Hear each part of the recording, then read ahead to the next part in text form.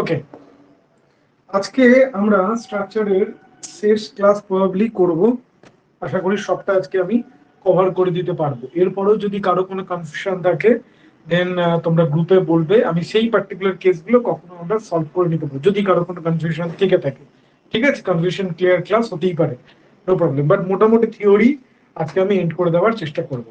আচ্ছা, আগের দিন অবধি আমরা স্লোপ অ্যান্ড ডিফ্লেকশন বার করবার জন্য মোমেন্ট এরিয়া মেথড দিয়ে শেষ করেছি, এবং মোমেন্ট এরিয়া মেথডের একটা কাজ তোমাদেরকে আমি করতে দিয়েছিলাম। একটা ইউডিএল, যদি সিম্পলি সাপোর্টেড বিমের উপর একটা ইউডিএল থাকে, সেক্ষেত্রে তার কি হয় না হয় সেটা আমি বার করতে বলেছিলাম। জানি না তোমরা করেছো কিনা, তো আশা করি আমি চাই যে তোমরা হয়তো করেছো, আমি এক্সপেক্ট করবো তোমরা করেছো। যদি না করে থাকো, যদি আমি আজকে ক্লাসের শেষে সময় পাই তাহলে ওটা করব, নাহলে ওটা করে আমি টাইমটা কিল করছি না আপাতত। ঠিক আছে, কেন কি প্রসেস আমি শিখে দিচ্ছি, একই প্রসেস তোমরা নিজেরা করে নিতে পারবে। যদি করে থাকে তাহলে ভালো, আর যদি আজকে না করে থাকে তাহলে আমি যদি শেষে সময় পাই সবটা পড়িয়ে তারপরে আমি ওটাতে হাত দেবো। ওকে, আচ্ছা চলো, আজকে যেটা দিয়ে আমরা শুরু করব সেটা হচ্ছে কনজুগেট বিম মেথড। কি কনজুগেট বিম মেথড? কনজুগেট বিম মেথড।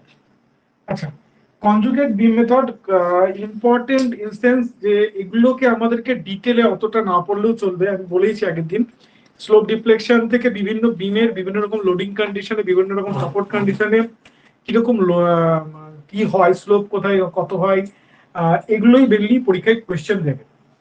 ঠিক আছে, ফলে এখানে মেথোডোলজিটা হিসেবে করাটা অতটা ইম্পর্টেন্ট না। ইম্পর্টেন্ট যেটা হচ্ছে এই এই থিওরিম গুলো থেকে কোয়েশ্চেন দেবে। প্রথমে কোয়েশ্চেন করবো হোয়াট ইজ কনজুগেট বিম। ঠিক আছে, কনজুগেট বিম থিওরিমের ওই যে থিওরি থেকে একটা আমাদেরকে হয়তো এমসিকিউ দিয়ে দিল, মানে ওই লজিকটা হিসেবে দিয়ে।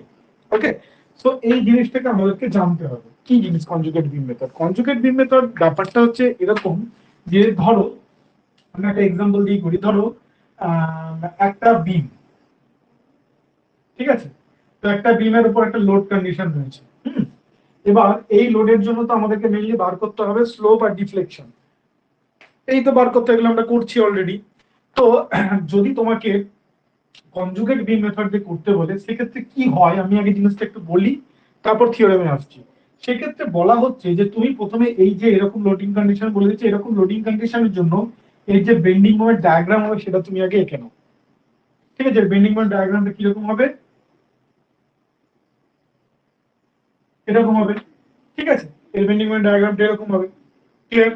আচ্ছা, এবারে বেন্ডিং মোমেন্ট ডায়াগ্রামটা যদি এরকম হয় সেক্ষেত্রে সেই বেন্ডিং মোমেন্ট ডায়াগ্রামের, এটা এম ডায়াগ্রাম, এই এম এর ডায়াগ্রামটাকে যদি আমি ইআই দিয়ে ভাগ করে নিই, ঠিক যেরকমটা আমরা করেছিলাম হচ্ছে মোমেন্ট এরিয়া মেথডে, সেম জিনিসটা করেছিলাম।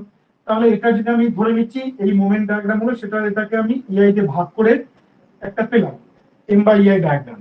নাও এবার কি করব, এবার হচ্ছে এই মোমেন্ট ডায়াগ্রামটাই, মোমেন্ট ডায়াগ্রাম যেটা হলো সেটাই ইআই দিয়ে ভাগ করে যে ডায়াগ্রামটা হলো, এখন কি হয়ে যাবে, এটাই হয়ে যাবে তোমার লোড, এটাই হয়ে গেল লোড, আর treat it as a beam, আর এটা হলো তোমার বিম। মানে ঘটনাটা কি দাঁড়ালো, আগে তোমার বিমটা ছিল এটা, একটা বিম ছিল, একটা পয়েন্ট লোড ছিল মাঝখানে। ওকে, তো তার বেন্ডিং মোমেন্ট ডায়াগ্রাম তুমি আঁকলে, সেই বেন্ডিং মোমেন্ট ডায়াগ্রামকে ইআই তে ভাগ করে নিলে এম বাই ইআই ডায়াগ্রাম হয়ে গেল। তাহলে এবার এম বাই ইআই ডায়াগ্রাম যেটা হলো সেটা বিকাম দ্য লোড। এখন ধরে নাও তোমাকে এরকম একটা লোড দিয়ে দেওয়া আছে and the beam is that, তাহলে এক্ষেত্রে যদি তোমাকে বলা হয় ভাই এটার আরেকটা বিএমডি এসএফটি ডায়াগ্রাম করো, তো তোমরা করে দিতে পারবে, কারণ কি তোমরা ইউনিফর্মলি ভ্যারিড লোড দিয়ে কিভাবে এসএফডি বিএমডি করতে হয় সেটা তোমরা জেনে গেছো। তাহলে এই ধরনের যদি একটা লোডিং থাকে তাহলে এসএফডি বিএমডি তোমরা আরামসে করতে পারবে, নো প্রবলেম। ঠিক আছে, এইবার কনজুগেট বিম থিওরি কি বলছে, বলছে যে এই এই যেটার তোমাকে যে বিমের তোমাকে স্লোপ ডিফ্লেকশন বার করতে হবে, সেই বিমের প্রথমে তুমি একটা এম বাই ইআই ডায়াগ্রাম বানাও। ক্লিয়ার? ফার্স্ট স্টেপ ওয়ানে আমি কি করব, এই লোডিং কন্ডিশনের জন্য আমি মোমেন্ট ডায়াগ্রাম আঁকবো, সেই মোমেন্ট ডায়াগ্রাম থেকে এম বাই ইআই ডায়াগ্রাম পেয়ে গেলাম। এখন কি হলো, এই এমবাইআই ডায়াগ্রামটাই হয়ে গেল আমার কাছে লোড এবং বিমটা হয়ে গেল বিম। এই যে বিমটা হলো, এই যে একটা হাইপোথেটিক্যাল বিম দাঁড়ালো, কি হাইপোথেটিক্যাল বিম দাঁড়ালো।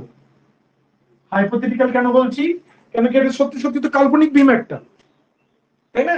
এটা একটা কাল্পনিক বিম।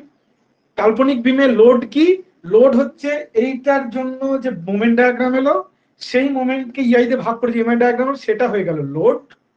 আর এই বিমটা যে পেলাম, ওটাকে লোড বানিয়ে এই বিমটা যে পেলাম, সেই বিমটাকে বলা হচ্ছে conjugate beam. This beam is called as conjugate বিম।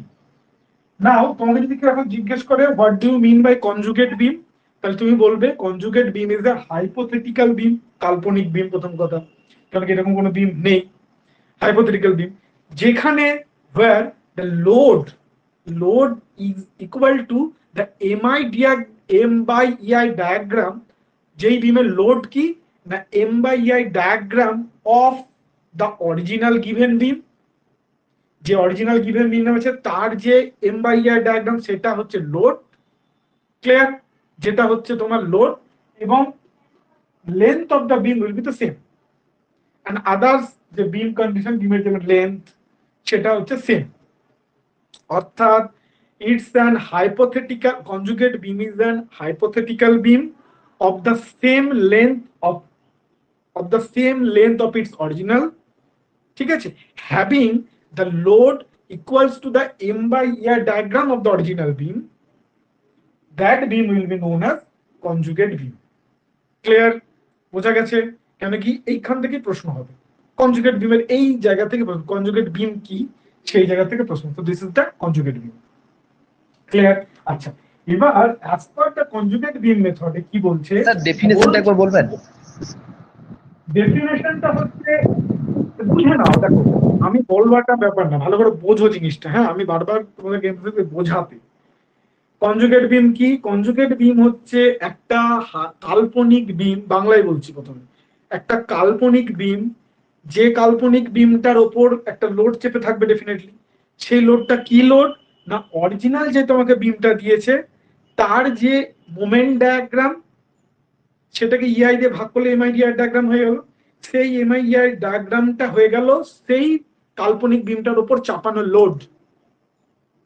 ঠিক আছে? বুঝতে পেরেছো? আর ইংরেজিতে যদি বলি তাহলে বলতে পারবো it is an hypothetical beam of the same length of its original length, original বিমের যে লেন্থ ছিল তার সমান মাপের লেন্থ, এবং যার উপর and above which the load is the MIEI diagram of the original beam. Original বিমের জন্য যে MIEI ডায়াগ্রাম সেটা হচ্ছে এখানকার জন্য লোড। ক্লিয়ার? তাহলে দুটো জিনিস, প্রথম কথা কনজুগেট বিমের লেন্থ হচ্ছে অরিজিনাল বিমের লেন্থের সমান, পয়েন্টগুলো ভালো বুঝে নাও। প্রথম পয়েন্ট, এর লেন্থ সমান, ঠিক আছে। দুই নম্বর কি, এই কনজুগেট বিমের যে লোড হবে সেটা কি, এই বিমের এম বাই ইআই ডায়াগ্রাম, মানে এর মোমেন্ট ডায়াগ্রামটাই ইআই তে ভাগ করলে যেটা হয় সেইটাই হচ্ছে এর লোড হয়ে গেল। ক্লিয়ার? এই হচ্ছে গল্প। আর এটা একটা কাল্পনিক বিম। তিনটে পয়েন্ট, কাল্পনিক বিম, লেন্থ অরিজিনালের মতন সমান, আর এ কনজুগেট বিমের উপর যে লোডটা চাপবে সেটা হচ্ছে অরিজিনাল বিমের যে লোড দেওয়া আছে তার জন্য যে এমআই ডায়াগ্রাম সেটা হচ্ছে কনজুগেট বিমের উপর চাপানোর লোড। এইটা হচ্ছে কনজুগেট বিমের ডেফিনেশন, এই তিনটে point. Hopefully clear? As per conjugate beam theorem কি বলছে, বলছে যে এরকম তুমি যদি কনজুগেট বিম বানিয়ে নাও তাহলে এবার এর তুমি এসএফডি বিএমডি বার করতে পারবে, এর বিএমডি এবং এসএফডি বার করতে পারবে। মানে এখন আমি এটা ভুলে যাচ্ছি, কনজুগেট বিম যখন আমি তৈরি করে ফেললাম তারপর আমি এটা ভুলে গেলাম ধরলাম, তাহলে এখন এই বিমটা এসএফডি বিএমডি তুমি বার করতে পারবে। মানে যে কোনো পয়েন্টে এরকম যদি একটা লোডিং কন্ডিশন হয়, যে কোনো পয়েন্টে কত শিয়ার ফোর্স হবে এরকম শিখেছি। ক্লিয়ার? তাহলে অ্যাজ পার কনজুগেট বিম থিওরি স্টেপ 2 এ বলছে এই কনজুগেট বিমের যে কোনো পয়েন্টে আসা শিয়ার ফোর্স, যে কোনো পয়েন্টে আসা shear force at any point, shear force at any point, shear force at any point become কি হবে slope at that point.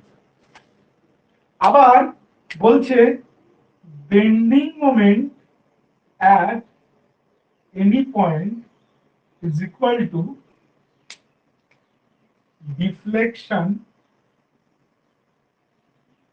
at that point.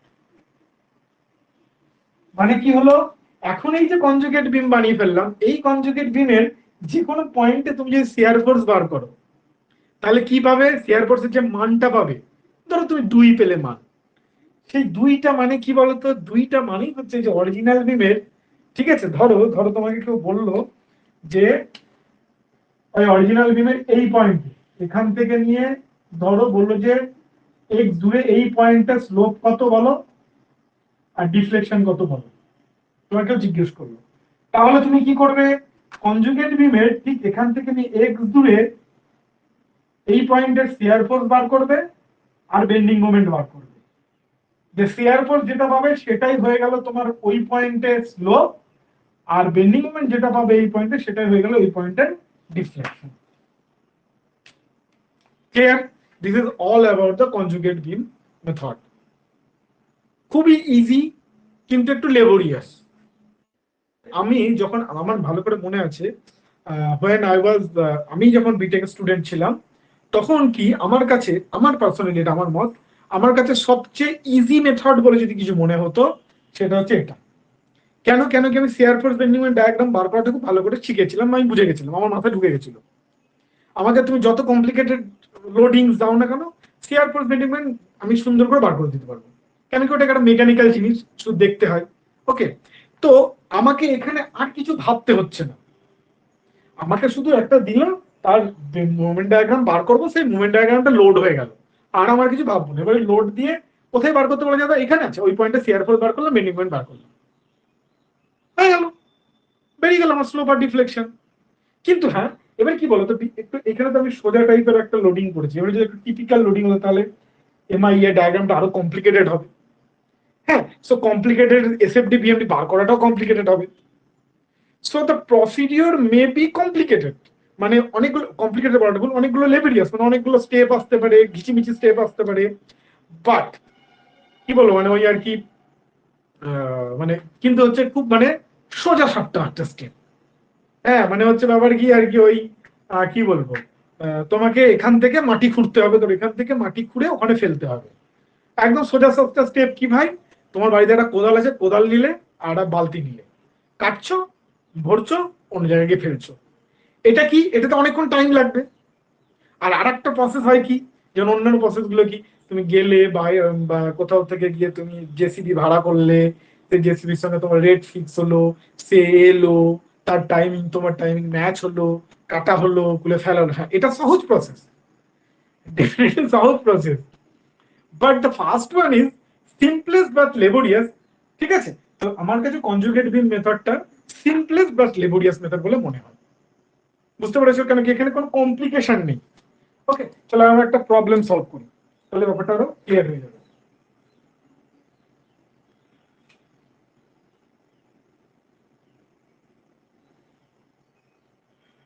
যেগুলো নিয়ে আমরা করছি সেটাই করি। এটা পি, এটা আমার এল ডিসটেন্স, মানে এল লেন্থ অফ দ্য বিম, ঠিক আছে, পি ফোর্স কাজ করছে। তো এটার আমরা কি করব এবার? আচ্ছা, তাহলে প্রথম স্টেপ আমাদের কি, এর মোমেন্ট ডায়াগ্রাম বার করবো। এর মোমেন্ট ডায়াগ্রাম চলো বার করি। এর মোমেন্ট ডায়াগ্রাম বার করলে আমরা যেটা পাবো সেটা হচ্ছে পি ইন্টু এল, এবং হগিং মোমেন্ট করাচ্ছে, এটা এইভাবে দেখবে, বলে হগিং মোমেন্ট করাচ্ছে, তাহলে পি ইন্টু এল হচ্ছে এরকম। ঠিক আছে, এবার খেয়াল করতে, তাহলে এটা হচ্ছে আমার নেগেটিভ মোমেন্ট আসবে। ওকে, তাহলে আমার আসবে নেগেটিভ মোমেন্ট। আচ্ছা, এবার দেখো নেগেটিভ মোমেন্ট মানে কি, মানে হচ্ছে একটা ইউভিএল আছে, ইউভিএল সেটা উল্টো দিক করে কাজ করছে, মানে আপওয়ার্ড ডিরেকশনে কাজ করছে। ওকে, এবার দেখো একটা জিনিস ভালো করে বোঝো, আমরা এই জায়গাতে করে বললে সবকিছু আলাদা আলাদা হয়ে যাবে, সবকিছু উল্টো উল্টো হয়ে যাবে।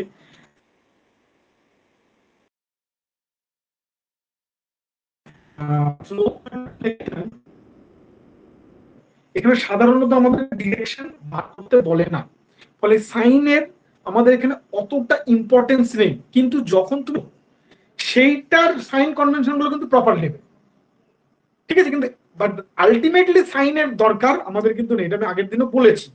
ওকে, তাহলে চলো আমরা এটাকে নেগেটিভ পজিটিভের গল্পটাকে আমরা নিচ্ছি না,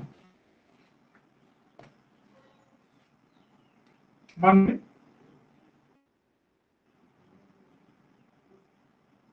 পি ইন্টু এল করে দিলাম, ঠিক আছে, আমি নেগেটিভ মোমেন্টটা না করে আপ করে নিলাম। তাহলে আমার এখন নতুন বিমের লোড হয়ে গেল এটা। আচ্ছা, কনজুগেট বিম থিওরেমের,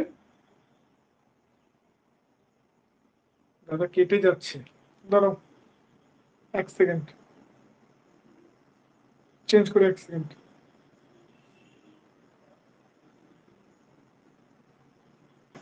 হুম,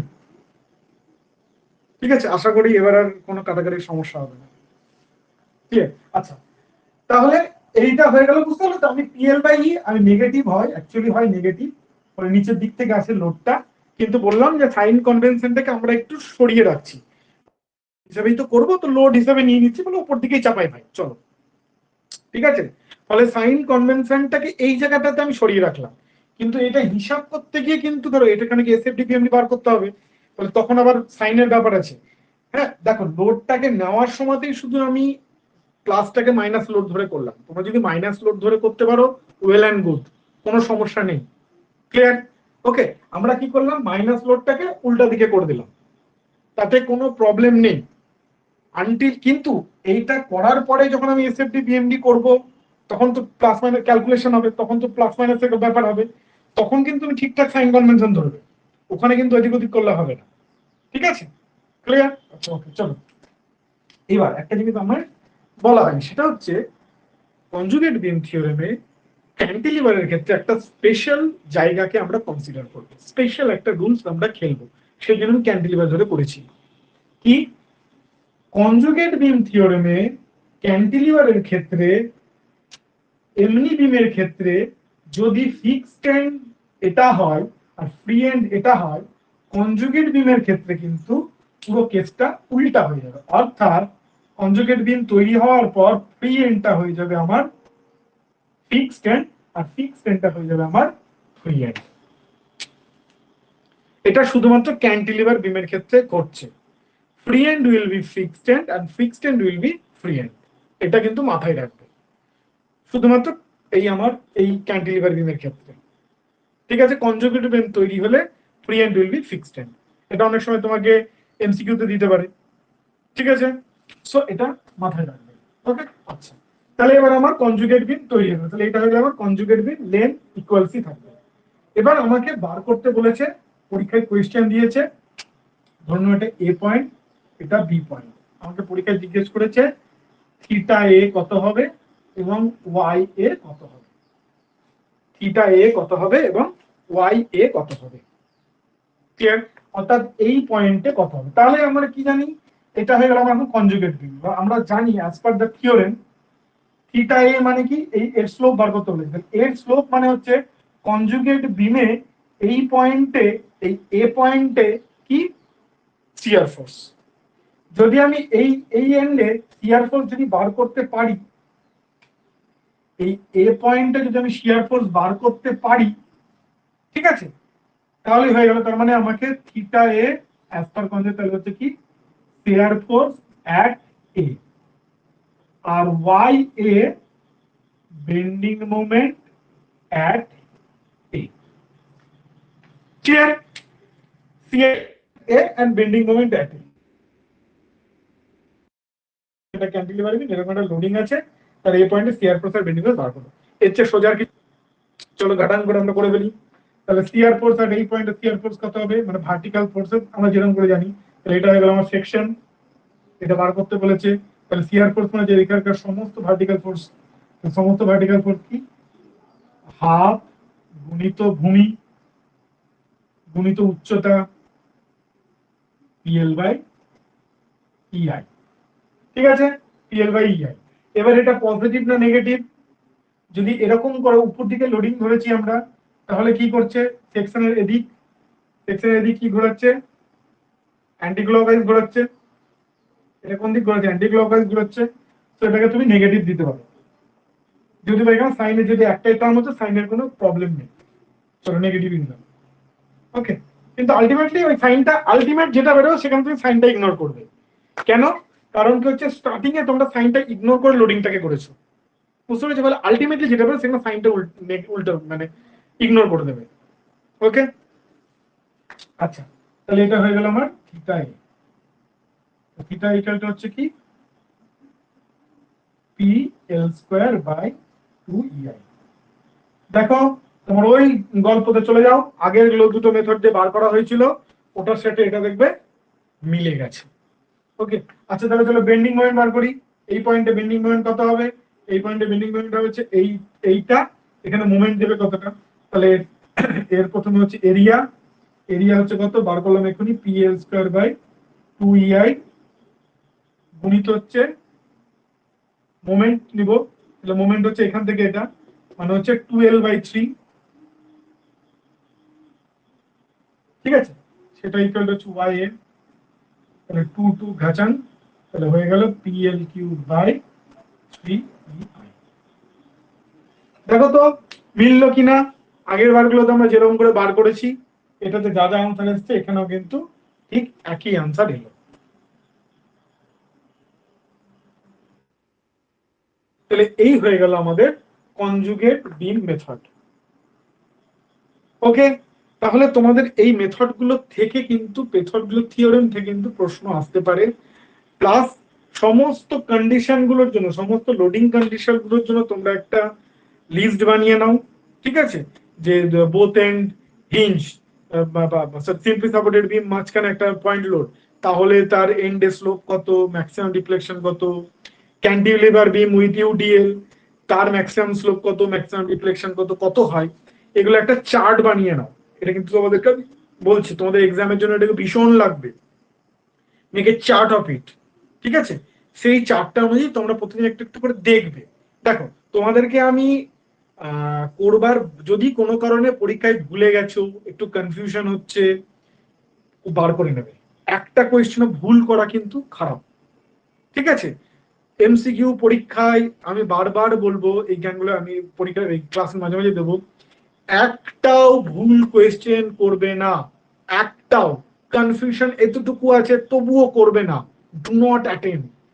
কেন কি, একটা ভুল কোয়েশ্চেন কিন্তু তোমাকে ছাড়খাড় করে দিতে পারে অ্যান্সার করা, একটা ভুল কোয়েশ্চেন আনসার করা মানে পিএসসি তে 2/3 কিংবা 1/3 মাইনাস, মানে এটা কিন্তু অনেকটা পিছিয়ে তোমাকে দিতে পারে। সো ভুল কোয়েশ্চেন আনসার করবে না। ধরো এরকম হলো যে তুমি 50টা কোয়েশ্চেন করে ফেললে, 50টা কোয়েশ্চেন করার ফল তোমার মনে হচ্ছে না আরো একটু বেশি করা উচিত। ওকে, তুমি যে 50টা কোয়েশ্চেন করেছো তুমি একদম শিওর 50টার মধ্যে একটা দাগ কাটাতে পারবে না। এরপরে তোমাদের মনে হচ্ছে না যে আমি যদি 55টা না করি তাহলে আমি কম্পিটিশনেই আসতে পারবো না, তোমার যদি এরকম মনে হয়, তাহলে তখন 3-4টে কোয়েশ্চেন খুব রিস্কে সেটাকে অ্যাটেন্ড করতে পারো, সেখানেও সিওরিটি আছো তুমি অনেকটাই সেক্ষেত্রে। তাও সেটা শুধুমাত্র ওই কয়েকটা 3-4টে ম্যাক্সিমাম, সেটা একদম শেষে গিয়ে। বাট যদি চেষ্টা করো সেটাও না করার, তো খুব ভালো। ওকে, জ্ঞান দেওয়ার টাইম আরো অনেক আছে, চলো তাহলে আমরা এখানে আপাতত মেথডস গুলো সব শেষ করে দিচ্ছি।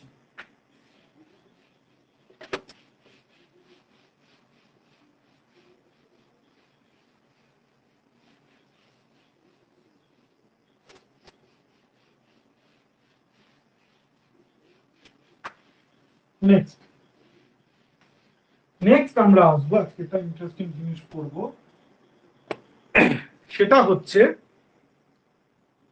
ইনডিটারমিনেন্সি, ডিগ্রি অফ ডিটারমিনেন্সি বা degree of indeterminacy of a structure. একটা স্ট্রাকচারের আমরা ডিটারমিনেন্সি বা ইনডিটারমিনেন্সি বার করবো। তার আগে আমাদেরকে একটু দেখতে হবে স্ট্রাকচার কি, what do you mean by structure. Structure বলতে আমরা কি বুঝি, স্ট্রাকচার বলতে আমরা বুঝি, দেখো এতক্ষণ পর্যন্ত আমরা কি পড়লাম, একটা বিম পড়লাম, কলাম পড়লাম, ঠিক আছে, এবং বিভিন্ন স্ট্রেংথ অফ মেটেরিয়ালে কি করলাম, সেই বিম কলমের মধ্যে যদি আমি বাইরে থেকে লোড লাগাই ভেতরে কি ধরনের স্ট্রেস তৈরি হবে সেগুলোকে আমরা ফাইন্ড আউট করলাম, ঠিক আছে। এবার বিম কলাম, এই যে বিভিন্ন মেম্বার আলাদা আলাদা করে বললাম, বেসিক্যালি আমরা বিম আর কলামই পড়েছি।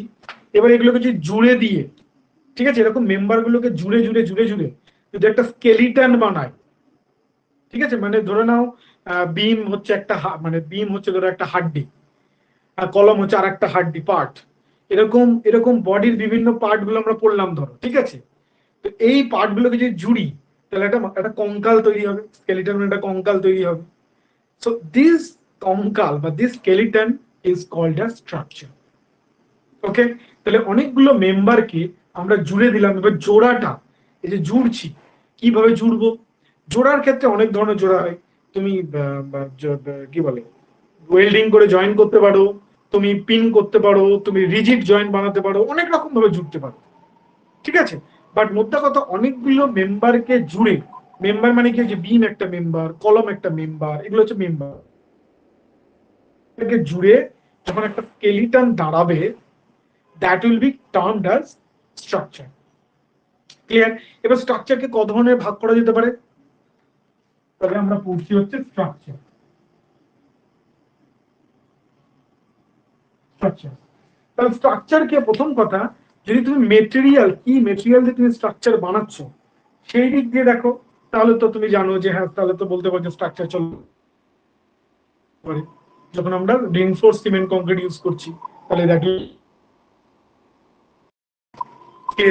যদি তুমি টিম্বার দিয়ে ইউজ করো, মানে যদি তুমি স্ট্রাকচার বানাও, then it will be called at timber structure. If you use the মানে steel as the material, then the structure will be called as steel structure. So depending upon the material যেটা তুমি use করছো, তার উপর দাঁড়িয়ে স্ট্রাকচারের নামকরণ করতে হবে। এটা মেটেরিয়ালের দিক থেকে ভাগ, ঠিক আছে। যেমন আমাদের সিলেবাসের মধ্যে স্টিলের স্ট্রাকচার, আরসিসি স্ট্রাকচার দুটো পড়া আছে, ঠিক আছে, এটা আমরা পড়বো। তো এই গেল। আচ্ছা, এর বাইরে এটা হচ্ছে এক ধরনের ভাগ, একটা দৃষ্টিকোণ নিয়ে ভাগ। আর একটা কি দিয়ে ভাগ হয়, কিরকম স্ট্রাকচার, মেটেরিয়ালের উপর না, এর স্ট্রাকচার কিরকম, দেখতে কিরকম, বা এই যে স্কেলিটন যেটা আমি বললাম, এই যে সাজানো, সেই স্কেলিটনটা কেমন করে সাজানো আছে, তার উপর দাঁড়িয়ে স্ট্রাকচারকে নমেনক্লেচার করা হয়। যেরকম যদি আমাদের প্রথম আমি একটা ভাগ বলি, সেটা হচ্ছে লোড বিয়ারিং ওয়াল স্ট্রাকচার। লোড বিয়ারিং ওয়াল স্ট্রাকচার মানে কি? লোড বিয়ারিং ওয়াল স্ট্রাকচার মানে হচ্ছে, যারা সাউথ বেঙ্গলে থাকো তারা মেবি দেখবে, এমনি জেনারেলি এক দুতলা বাড়ি যেগুলো হয়, সেই বাড়িগুলো কি হয়, আমরা আগেকার দিনে যেটা হতো, কি কথা হচ্ছে, ইয়ে ইয়ে খোঁড়া হতো, ফাউন্ডেশন খোঁড়া হতো, খোঁড়ে নিচ থেকেই আমার গাঁথনি শুরু হতো, ঠিক আছে, নিচ থেকে আমার গাঁথনি শুরু হতো। এবং আমরা এস্টিমেট করতে গেলে দেখেছি, এরকম এরকম লেয়ার করে, একটা লেয়ার এরকম করে উঠে যেত দেওয়ালে, ঠিক আছে। তার দেওয়ালে এখানে একটা লিন্টার হতো, তারপর এখানে ছাদ হতো, ঠিক আছে। তো এখানে এই যে এগুলো ছিল আমার ব্রিক ওয়াল, এগুলো ছিল আমার ব্রিক ওয়াল, ঠিক আছে।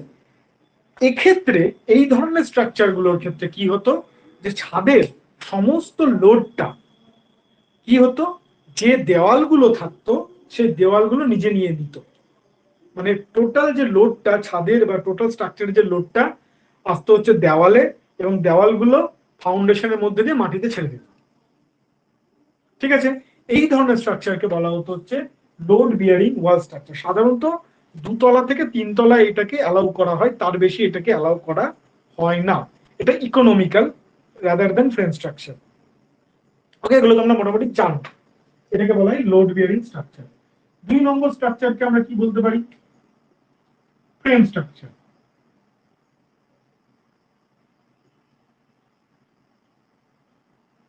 না, ফ্রেম স্ট্রাকচার মানে কি? ফ্রেম স্ট্রাকচার মানে হচ্ছে, বাকি কথা আমরা ধরো লোড বিয়ারিং স্ট্রাকচার করলাম না, আচ্ছা, ফ্রেম স্ট্রাকচার কিন্তু, ফ্রেম স্ট্রাকচার কথাটার মানেই হচ্ছে, যখন আমরা অনেক এই মেম্বার যেগুলো পড়লাম, সেই মেম্বার গুলোকে যখন জুড়ে জুড়ে জুড়ে জুড়ে একটা স্কেলিটন বানাবো, ঠিক আছে, then it will be called as, মানে হচ্ছে ফ্রেম স্ট্রাকচার। ফ্রেম কথাটার মানে হচ্ছে এই ছোট ছোট মেম্বার গুলোকে জুড়ে জুড়ে একটা বড় ধাঁচা বানাবো, দেন যেই ধাঁচাটা হবে বা স্কেলিটনটা হবে, এটাকে আমরা বেসিক্যালি বলে থাকি হচ্ছে ফ্রেম স্ট্রাকচার। এবারে জোড়ার উপর দাঁড়িয়ে মূলত দেখো, অনেক অ্যাঙ্গেল থেকে অনেক রকম ভাগ হয়, কিন্তু আমি যেটা দিয়ে বলতে চাইছি সেটা দিয়ে বলতে অনুযায়ী আছে। ক্লিয়ার? আচ্ছা, এবার তুমি যদি এই যে জোড়ো দুটো মেম্বার, ধরো একটা কলাম বা যাই হোক দুটো মেম্বার, কলাম ফলাম নাম বাদ দাও, ঠিক আছে, আর এই একটা মেম্বার,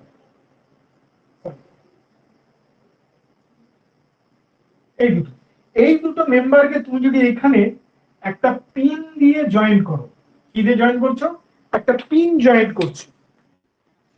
পিন ঢুকিয়ে দেওয়া মানে যেমন দরজায় থাকে না, দরজায় এরকম করে ঘোরে, you know that pin.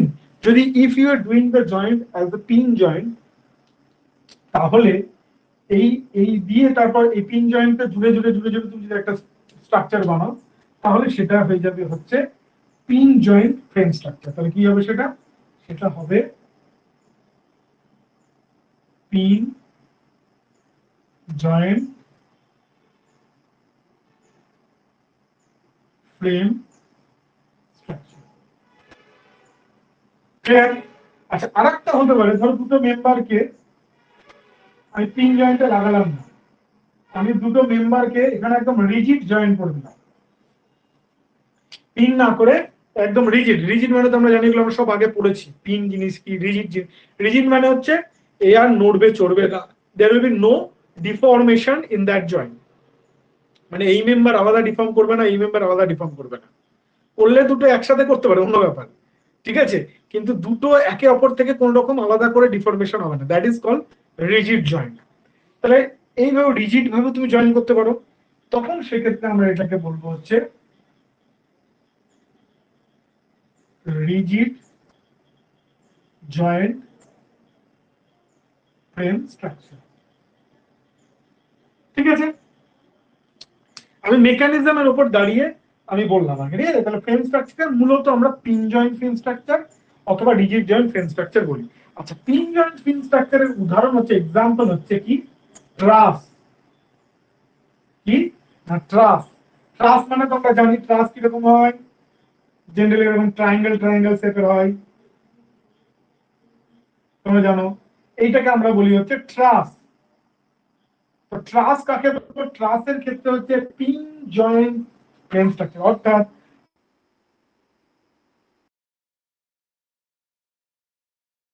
Basically pin joint. আচ্ছা, পিন জয়েন্ট হলে কি হয়? সাপোর্ট এর চলে যাও, আমাদের প্রথম ক্লাস সাপোর্ট নিয়ে যখন আমি বলে এরপর বেন্ডিং ডায়াগ্রাম পড়ে দিলাম যে আমার পিন জয়েন্ট হবে, এ পিন জয়েন্ট হলে কি হবে? তুমি যদি একে এরকম ফোর্স দাও, তাহলে সে সেটা রুখে নিতে পারবে। যদি তুমি এরকম করে সে রুখে নিতে পারবে। কিন্তু সরি, বাট তুমি যদি এটাকে এরকম করে ঘুরিয়ে, হ্যাঁ বন্ধ হয়েছিল একটু, বাট তুমি যদি এটাকে এরকম করে ঘুরিয়ে দাও,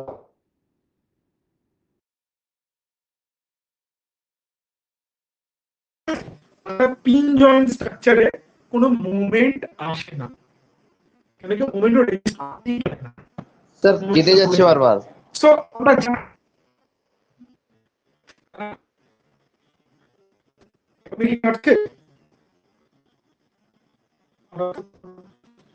শোনা যাচ্ছে না কিছু। শুনতে পাচ্ছ না?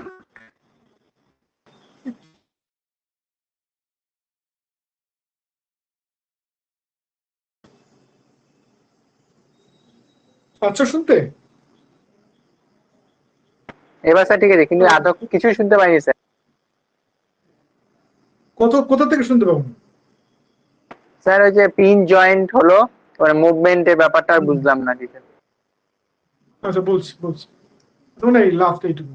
আচ্ছা, যদি কোথাও বুঝতে না পারো সঙ্গে সঙ্গে বলবে, হ্যাঁ, মানে কোথাও শুনতে অসুবিধা হলে সঙ্গে সাথে সাথে বলবে।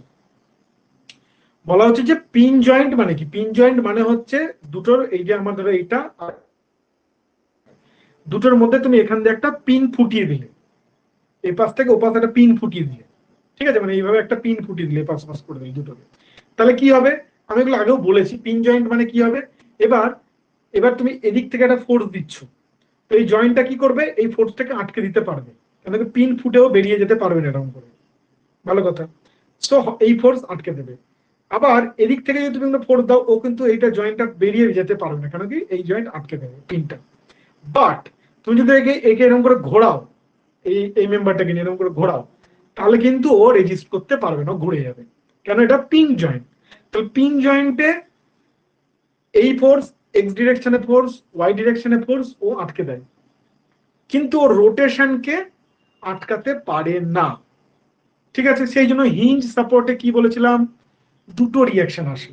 Basically pin joint is nothing but hinge joint. তাহলে সেখানে মাত্র আমার মোমেন্ট আসে না, মোমেন্ট জিরো হয়ে যায়, মোমেন্ট জিরো হয়ে যায়।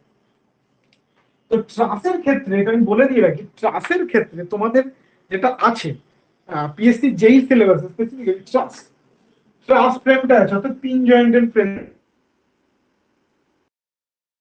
ক্ষেত্রে কোনো মুভমেন্ট আসে না। ট্রাসের যদি তোমাকে বৈশিষ্ট্য দেওয়া হয়, কোনো মেম্বারের মধ্যে বেসিক্যালি নো মুভমেন্ট, এটা আমরা ধরে নিই। ট্রাসের ক্ষেত্রে হচ্ছে নো মুভমেন্ট, কেন? কেন কি প্রত্যেকটা জয়েন্ট হচ্ছে আমার পিন জয়েন্ট বলে আমরা ধরে নিই for the simplicity of our অ্যানালাইসিসকে সিম্পল করার জন্য আমরা ধরে নিই প্রত্যেকটা জয়েন্ট পিন জয়েন্ট, এবং তার মানে কোনো মুভমেন্ট এখানে আমার আসছে না। তাহলে প্রত্যেকটা মেম্বারের মধ্যে ফোর্স কাজ করবে, যদি কোনো মোমেন্ট না থাকে তাহলে এর মধ্যে কি ফোর্স কাজ করবে? এর মধ্যে অ্যাক্সিয়াল ফোর্স কাজ করবে। কি কাজ করবে? Axial force only at member. এই প্রতিটা মেম্বারের মধ্যে ডমিনেটিংলি অ্যাক্সিয়াল ফোর্স কাজ করবে। ওকে, ঠিক আছে। দেখো সাধারণত একটা মেম্বারের উপর কি কি ফোর্স কাজ করতে পারে, আমি বলেছিলাম চারটে ল্যাঙ্গুয়েজে একটা মেম্বারের উপর ফোর্স আসতে পারে। এক হচ্ছে শিয়ার ফোর্স, ভালো করে দেখো কিভাবে লিংক ভালো করে বোঝো। শিয়ার ফোর্স কাজ করতে পারে, বেন্ডিং মোমেন্ট করতে পারে, অ্যাক্সিয়াল করতে পারে, আর টরশন করতে পারে। ক্লিয়ার? চার ধরনের কাজ করতে পারে। এবার আমরা জানি যে বেন্ডিং মোমেন্টের শিয়ার ফোর্স বেসিক্যালি একটা অপারেটরের সাথে লিংক, মানে বেন্ডিং মোমেন্ট কাজ করলে শিয়ার ফোর্স চলেই আসবে, বা শিয়ার ফোর্স দিলে বেন্ডিং মোমেন্টও চলে আসবে। ঠিক আছে, তাহলে আমি একটু আগেই বললাম যে বেন্ডিং মোমেন্ট আসবে না, মোমেন্ট আসবে না, দেখবেন শিয়ারও আসছে না, শিয়ার দুজন মোমেন্ট দুজনে ছুটি পেয়ে গেল। ঠিক আছে, আচ্ছা টরশন নিয়ে তো আমরা পড়াশোনা করছি না, এখানে এখানে টুইস্ট করার কোনো গল্পও নেই, তো টরশনও নেই। ওকে, তাহলে অনলি যে ফোর্সটা থেকে যাবে সেটা কি? Axial force. সো ট্রাসের ক্ষেত্রে এটা মাথায় রাখবে, ট্রাস কি? Truss where there is only axial force, মেম্বারগুলোর মধ্যে শুধুমাত্র অ্যাক্সিয়াল ফোর্স কাজ করছে। ওকে, আর ফোর্সের সংজ্ঞা দিয়ে যদি বলো অ্যাক্সিয়াল ফোর্স কাজ করছে মানে কি লংজিটুডাল ফোর্স কাজ করছে। তাহলে লংজিটুডাল ফোর্স কাজ করা মানে কি আমার এফএক্স আর এফওয়াই শুধুমাত্র আছে। কি কি আছে? এফএক্স আছে এই বরাবর আর এই বরাবর, এফএক্স এফওয়াই। কেন কি কোন রকম মাঝের এরকমকে আমি এফএক্স এফওয়াই কনভার্ট করে, এফএক্স আছে এফওয়াই আছে। ক্লিয়ার? কেন কি অ্যাক্সিয়াল ফোর্স এরকমও হতে পারে, এরকমও হতে পারে, যাই হোক না কেন। ঠিক আছে, তো শুধুমাত্র তাহলে তোমাকে মাথায় রাখবে অ্যাক্সিয়াল ফোর্স কাজ করে, মুভমেন্ট নেই, এবং জয়েন্ট গুলো পিন জয়েন্ট। তাহলে ট্রাসের কি বৈশিষ্ট্য খুব মাথার মধ্যে ঢুকিয়ে নাও পিএসসি যেই জন্য। ট্রাস মানে হচ্ছে যার মধ্যে কোনো মুভমেন্ট কাজ করছে না, মেম্বার গুলোর মধ্যে অ্যাক্সিয়াল ফোর্স রয়েছে অনলি,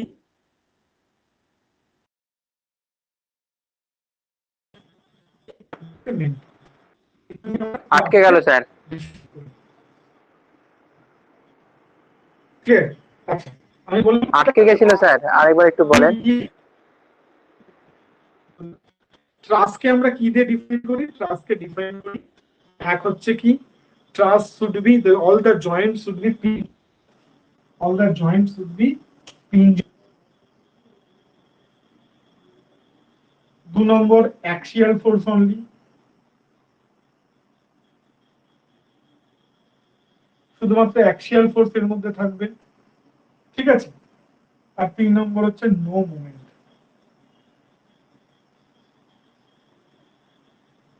ঠিক আছে, এই তিনটে দিয়ে ট্রাসকে আমরা ডিফাইন করতে পারি।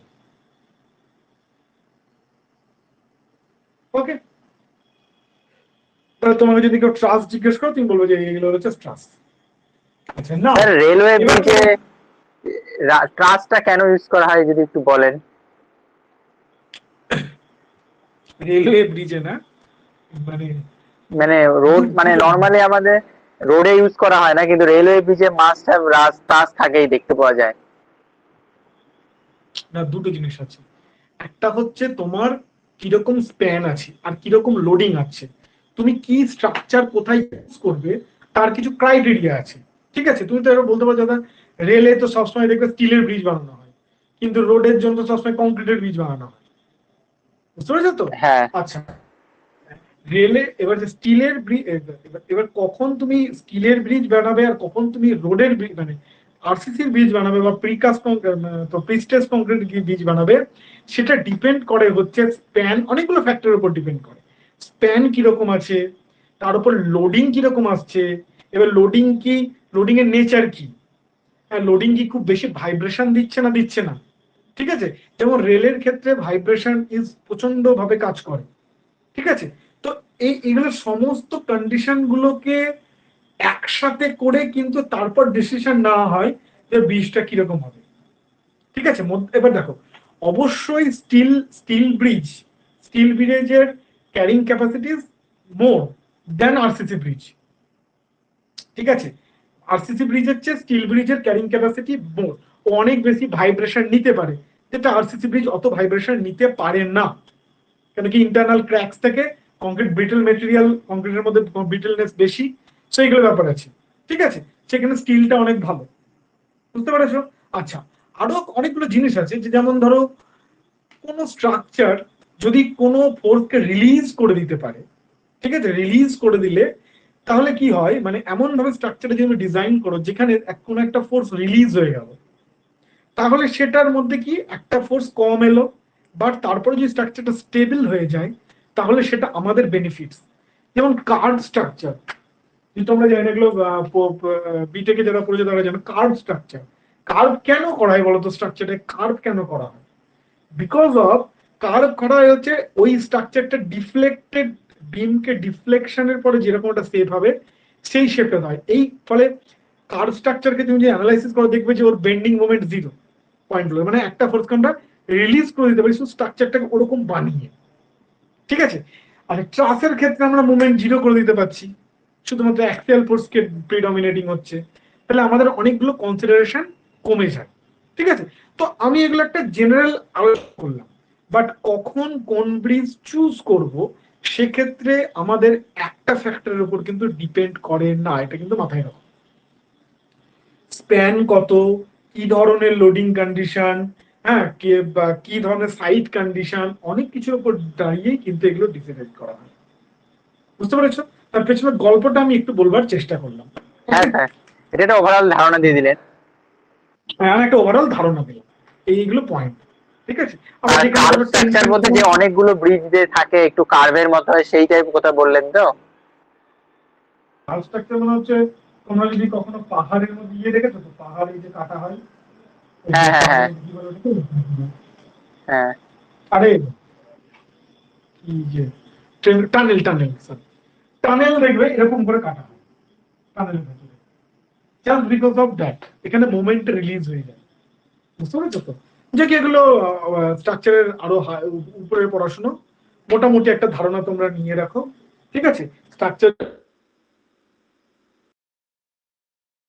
বুঝবে, শুধু শুধু বললে আরো বেশি হয়ে যাবে, বাট আমি তোমাদের একটা মোটামুটি একটা ধারণা। হুম, আচ্ছা, এবার চলে আসে হচ্ছে rigid joint frame structure. Rigid joint frame structure হচ্ছে যেখানে এই জয়েন্ট গুলোকে এরকম পিন জয়েন্ট থাকবে না, মানে রিজিড। রিজিড মানে কি, পাতি কথা হচ্ছে ফিক্স সাপোর্টের মতন, পিন হিঞ্জ সাপোর্টের মতন বললাম, রিজিড জয়েন্ট হচ্ছে ফিক্স সাপোর্টের মতন। ফিক্স সাপোর্টের মানে কি, এই যদি আমরা উঠতে চাই, মুভমেন্ট ঘোরাতেও যদি চাই না, আমি ঘুরতেও দেবো না। ঠিক আছে, বুঝতে পেরেছো? এই পয়েন্ট এফ এক্স বরাবর ফোর্স কেও, এফ ওয়াই বরাবর ফোর্স কেও, অ্যাজ ওয়েল অ্যাজ রোটেশন কেও কিন্তু আটকে দিচ্ছে বা রেজিস্ট করে দিচ্ছে। রিজিড ফ্রেম স্ট্রাকচার মানে হচ্ছে পাতি আমাদের আমাদের বাড়ি বানানোর জন্য প্রথমে যেটা ফ্রেম স্ট্রাকচার বানায় মানে কলম বিম বানাই তারপরে দেওয়াল গাঁথি, যেখানে বেসিক্যালি দেওয়ালের উপর কোনো লোড আসে না, এটা আমরা দেখেছি। ওই ধরনের স্ট্রাকচার গুলো হচ্ছে রিজিড ফ্রেম স্ট্রাকচারের মধ্যে একটা পার্ট, মানে ওগুলো সরি পার্ট মানে ওগুলো এক ধরনের রিজিড ফ্রেম স্ট্রাকচার। ঠিক আছে, বুঝতে পারছো? কলম বিম দিয়ে যে বাড়ি বানানো হয়, বুঝতে পারছো? ধর একটা 3 তলা বাড়ি বানানো হবে, তাহলে আমরা প্রথমে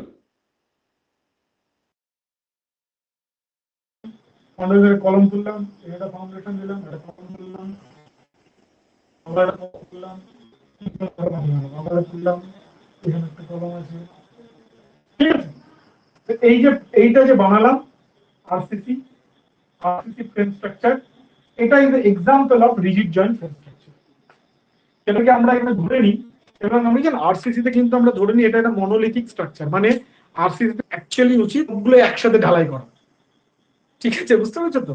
একসাথে আর মনোলিথিক স্ট্রাকচার, বুঝতে পারছো? তো এখানে কিন্তু এই যে জয়েন্ট গুলো, এই প্রত্যেকটা জয়েন্ট কিন্তু রিজিড। ঠিক আছে, মানে এখানে এই ডিরেকশনে ফোর্স আসবে, এই ডিরেকশনে রেজিস্টিং ফোর্স আসবে এবং মোমেন্টও আসবে। ক্লিয়ার? ঠিক আছে, দিস আর কল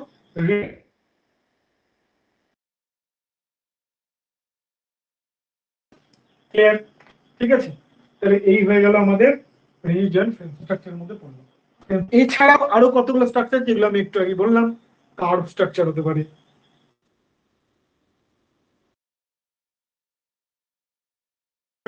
যেমন অনেক সময় তোমরা দেখবে পাহাড়ের দিকে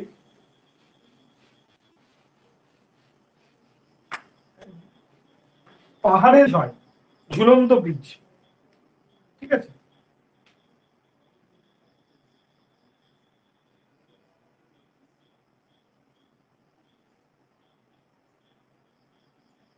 ঠিক আছে, ঝুলন্ত bridge.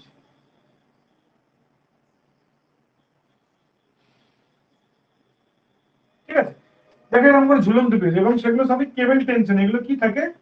This R cable tension, মানে হচ্ছে কেবল থাকে, লোহার কেবল। ঠিক আছে, কেন এটাকে কেবল টেনশন ব্রিজ বলা হয়? কারণ এইভাবে যদি তুমি করো, এখানে সাপোর্ট, এখানে সাপোর্ট, এখানে তুমি লোড দিচ্ছ, তো লোড দেওয়ার ফলে কি হচ্ছে? এগুলোতে লোড চাপছে, লোড চাপার ফলে কি হচ্ছে? পুরো তার ধরে, পুরো তারের প্রত্যেকটা পোর্শনে, দেখো একটা মজার জিনিস, শুধুমাত্র তোমার টেনশন ফোর্সই আসবে, শুধুমাত্র টেনশন ফোর্স আসবে। কারণ এখানে যা যা চাপলো, তুমি চাপলে তোমার 100 কেজির শরীর নিয়ে, তাহলে কি আসবে? এটা তোমরা ঝুঁকতে চাইবে, ফলে এখানে টেনশন আসবে, এটা এখানে যাবে, এখানে এটা যাবে, এটা আরো টান পড়বে, ফলে পুরো কেবল জুড়ে শুধুমাত্র টেনশনই আসবে। টেনশন ফোর্সটা পুরো কেবলে ডমিনেটিং ফোর্স হয়ে যাবে। ঠিক আছে, এবার একটা জিনিস খেয়াল করে দেখো, স্টিল স্টিল কোনটাতে বেশি টেনশনে বেশি কমফোর্টেবল, না কম্প্রেশনে বেশি comfortable? The answer will be টেনশনে বেশি কমফোর্টেবল।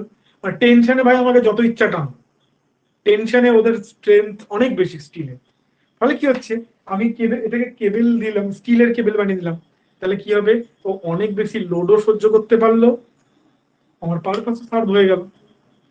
যখন একটা মেটেরিয়ালের ম্যাক্সিমাম ইউটিলাইজেশন করছি, তখন কি হচ্ছে? আমার ইকোনমিক হয়ে যাচ্ছে জিনিসটা, তাই না?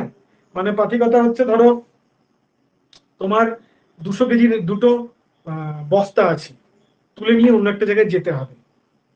ঠিক আছে, এবার তুমি একটা লোককে নিয়ে আসলে, সে অ্যাকচুয়ালি তো 100 কেজি বস্তা তুলতে পারে, কিন্তু তুমি ভাবছো ভাই এর যদি 100 কেজি চাপায়, ও যদি ভেঙে ভেঙে পড়ে যায়, ব্রেকডাউন হয়ে যায় ওর, তাহলে আর এক কেলেঙ্কারি হবে।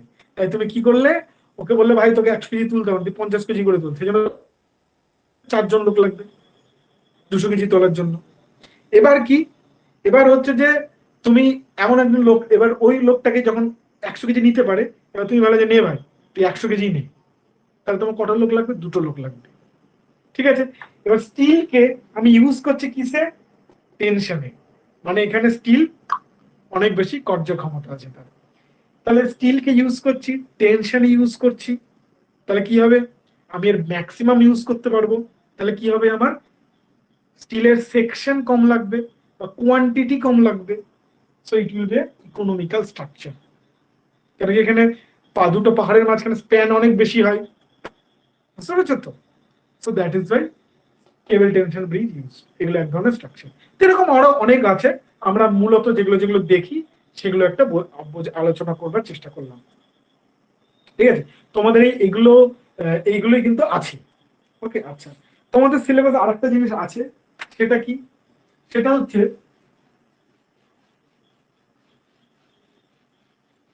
এই যে ট্রাস, এই যে পিন জয়েন্ট ফ্রেম। বেসিক্যালি তোমাদের সিলেবাসে পিএসসি যেই সিলেবাসে পিন জয়েন্ট ফ্রেমটাই হচ্ছে মেন আছে। ঠিক আছে, পিন জয়েন্ট ফ্রেমটাই আছে। এই পিন জয়েন্ট ফ্রেমের অ্যানালাইসিস কি করে করতে হয়? অ্যানালাইসিস করা মানে কি?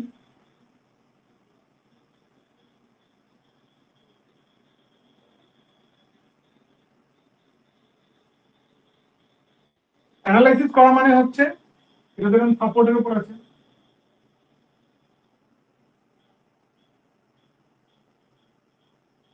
ঠিক আছে, এর অ্যানালাইসিস করা মানে কি? এর অ্যানালাইসিস করা মানে হচ্ছে এর ভেতরে ভেতরে কি ফোর্স আছে সেগুলোকে আমাকে বার করতে হবে।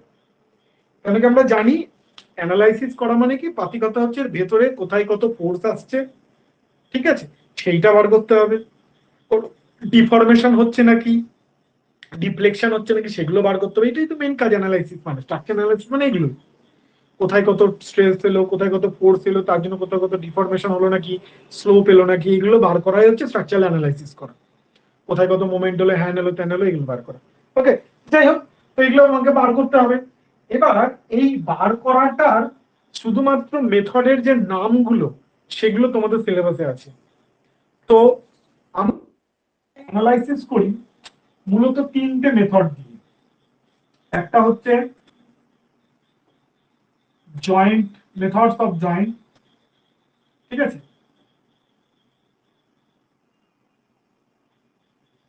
Method of joint. 2 নম্বর হচ্ছে মেথড অফ সেকশনস। 3 নম্বর হচ্ছে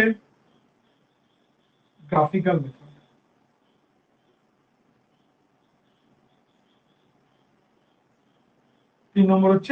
গ্রাফিক্যাল মেথড। ক্লিয়ার?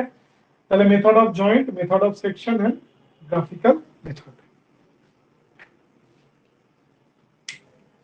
এই তিনটে দিয়ে আমরা পড়ে থাকি। ঠিক আছে, আচ্ছা, এগুলো ডিটেল আমি যে সিলেবাস তোমরা যে আমাকে দিয়েছো 2017 যে পিএসসি সিলেবাসটা, সেই সিলেবাস অনুযায়ী কিন্তু শুধুমাত্র নামগুলো আছে, এর অ্যানালাইসিসটা নেই। একদম ক্লিয়ারলি লেখা আছে নেমস অনলি। ওকে, সো আমি অ্যানালাইসিসটা আর করিয়ে সময় নষ্ট করছি না।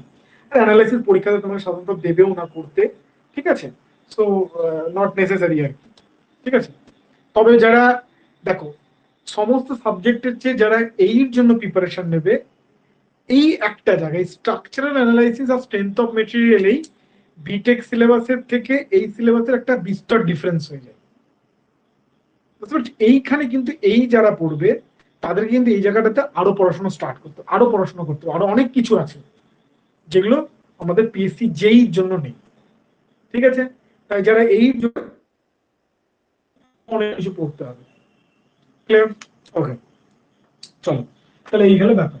স্যার, আচ্ছা, বলো। হ্যাঁ, এখানে একটা জিরো ফোর্স মেম্বার আইডেন্টিফিকেশন একটা দেখি কোশ্চেনে, হুম, তো ওইটা যদি একটু বলে দিন। জিরো ফোর্স মেম্বার মানে কি? জিরো ফোর্স মেম্বার মানে হচ্ছে তুমি যদি এখানে অ্যানালাইসিস করো, ঠিক আছে, এখানে যে তুমি যে ট্রাসের যখন অ্যানালাইসিস করবে, ট্রাসের অ্যানালাইসিস করতে গিয়ে তোমার আসতেই পারে যে কোনো মেম্বারে হয়তো ফোর্স আসছে না। ঠিক আছে, ইফ দেয়ার ইজ, দু ধরনের কেস হতে পারে। এক হচ্ছে কোনো ফোর্স আসছে না, বা হতে পারে যে তোমার এদিকে যা টেনশন আর এদিকে যা দুটো এলো দিয়ে জিরো হয়ে গেল। ঠিক আছে, ফোর্স আসে না, সাধারণত এরকম হয় না। ধরো, আচ্ছা, আমরা প্রত্যেকটা জয়েন্ট আছে বলে দিই, জয়েন্টের দিক করে যদি এরকম কোনো ফোর্স আসে তাহলে সেটাকে আমরা বলি কম্প্রেশন।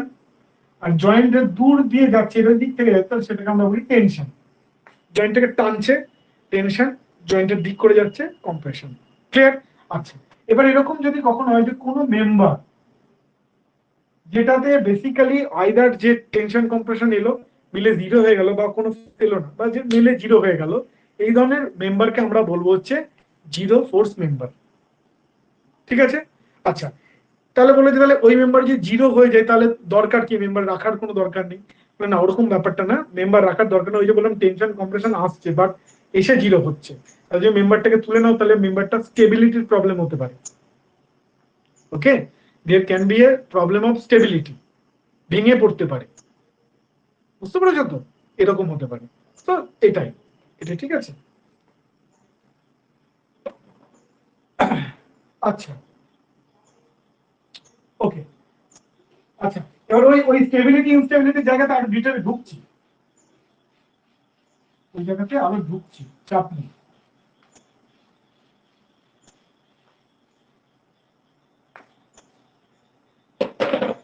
এবার আমরা পড়বো হচ্ছে ডিগ্রি অফ ডিটারমিনেন্সি বা ইনডিটারমিনেন্সি, ডিগ্রি অফ ইনডিটারমিনেন্সি।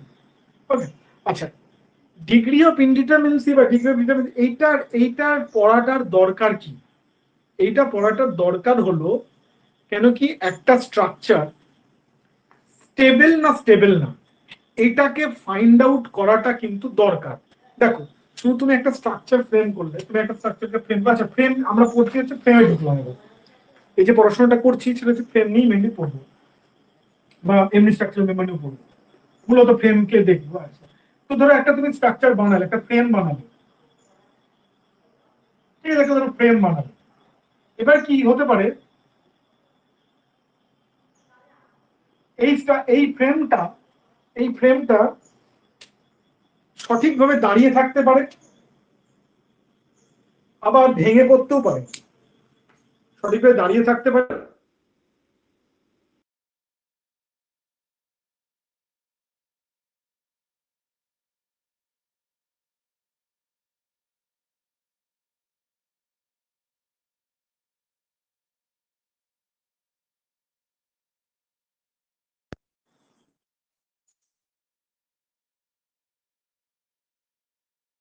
আমার এই স্ট্রাকচারটা, ধরো এই একটা বিমের আমি ধরো এখানে একটা সাপোর্ট দিলাম আর এখানে একটা সাপোর্ট, ঠিক আছে, তাহলে বলবো যে হ্যাঁ বিমটা ভাই ঠিকঠাক দাঁড়িয়ে আছে, কোনো চাপ নেই। এবার যদি আমি বিমের মাঝখানে আর একটা সাপোর্ট লাগাই, তাহলে কি হবে?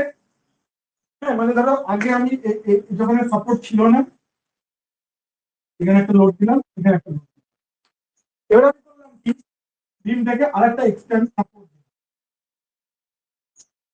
তাহলে কি হবে? আগের কেসটা এই কেসটার মধ্যে পার্থক্য কি হবে?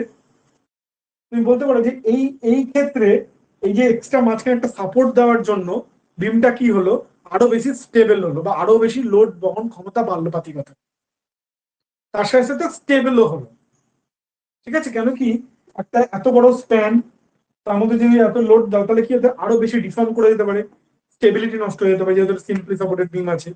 ঠিক আছে, একটা সাপোর্ট দিলে তার স্টেবিলিটিকে মানে বাড়ানো গেল।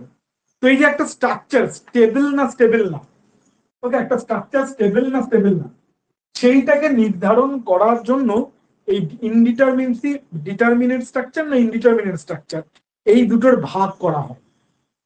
ঠিক আছে, এইগুলোর ভাগ করা হয়, বুঝতে পেরেছো? কেন এগুলো আমাদের বার করার দরকার পড়ছে বা কেন এগুলো জানবার দরকার পড়ছে? ক্লিয়ার? আচ্ছা ঠিক আছে, কি করে ডিটারমিনেন্সি ইনডিটারমিনেন্সি, ধরো একটা আমি আমি আমাদের শরীরের উদাহরণ নিয়ে বলি।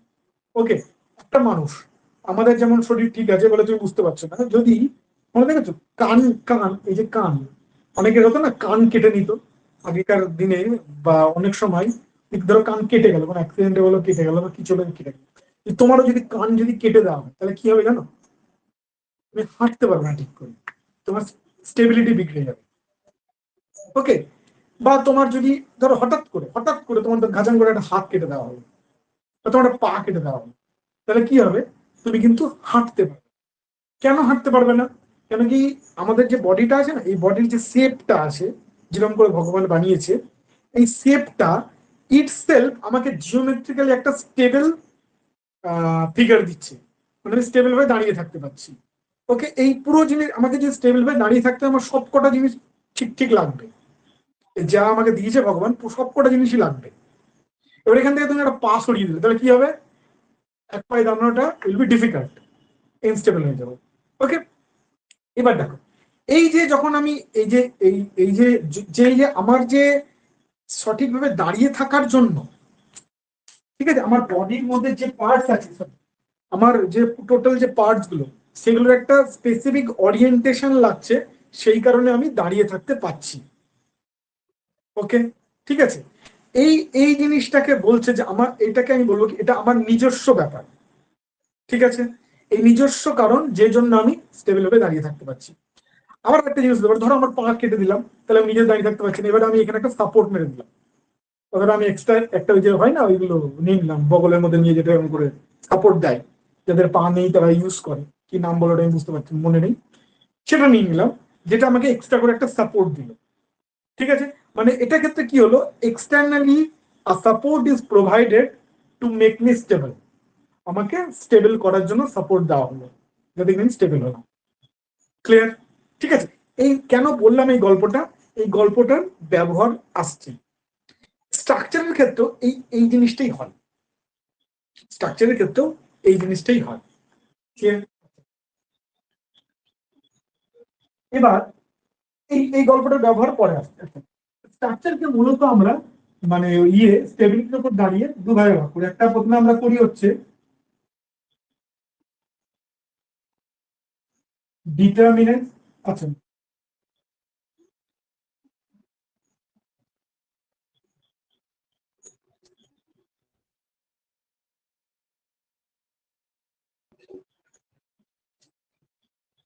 আচ্ছা, এবার আসি ইনডিটারমিনেন্ট।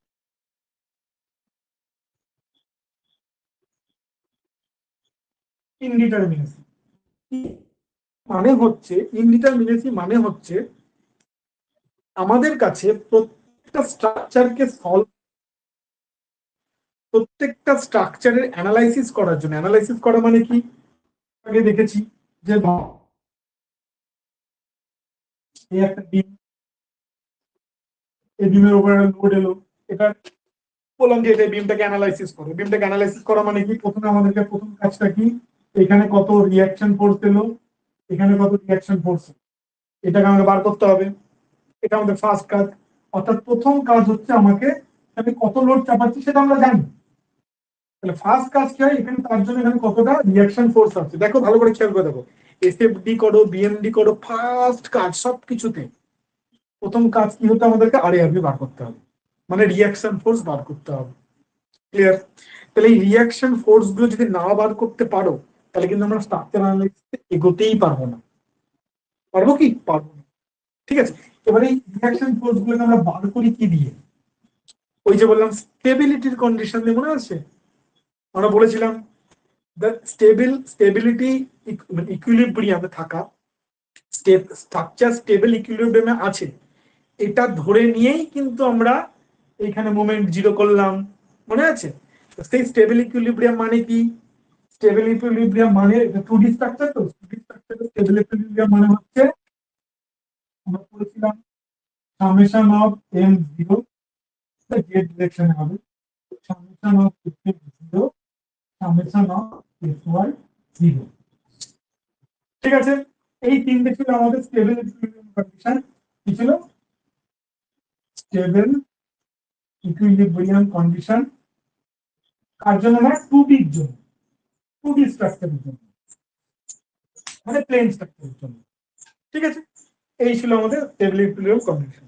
এই তিনটে কন্ডিশনের মধ্যে আমরা যেমন ধরো আরআরবি এই ক্ষেত্রে আমরা বার করার জন্য কি ইউজ করেছি, we have used this summation of mz0, অর্থাৎ কি করেছি, আর এ ইনটু এল, ঠিক আছে, আর এ ইনটু এল এদিকে হচ্ছে মাইনাস 2d ধরো l/2 logging that is equal to 0। এই যে ইকুয়েশন আমরা ইউজ করেছি, এভাবে তার আরআরবি বার করেছি। এই ইকুয়েশনে কি ইকুয়েশন?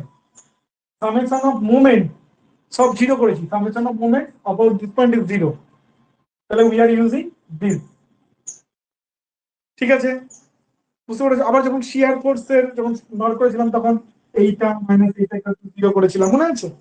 ওই যখন রিলেশনশিপটা বার করেছিলাম, তখন আমরা ইউজ করেছিলাম সামেশন অফ fy0। তাহলে মোদ্দা কথা, এই তিনটে হচ্ছে আমাদের কাছে ইকুইলিব্রিয়াম, স্টেবল ইকুইলিব্রিয়াম ইকুয়েশন রয়েছে, যেগুলোকে ইউজ করে আমরা এই রিঅ্যাকশন ফোর্স গুলোকে বার করি।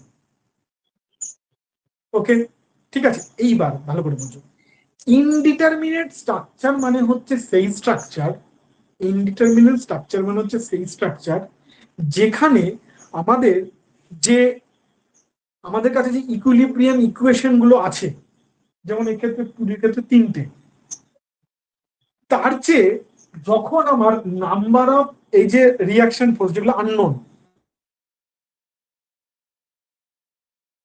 সেগুলোর কতগুলো আছে, সেগুলো যখন এই চেয়ে বেশি হয়ে যাবে, তখন হয়ে যাবে সেটা ইনডিটারমিনেট স্ট্রাকচার।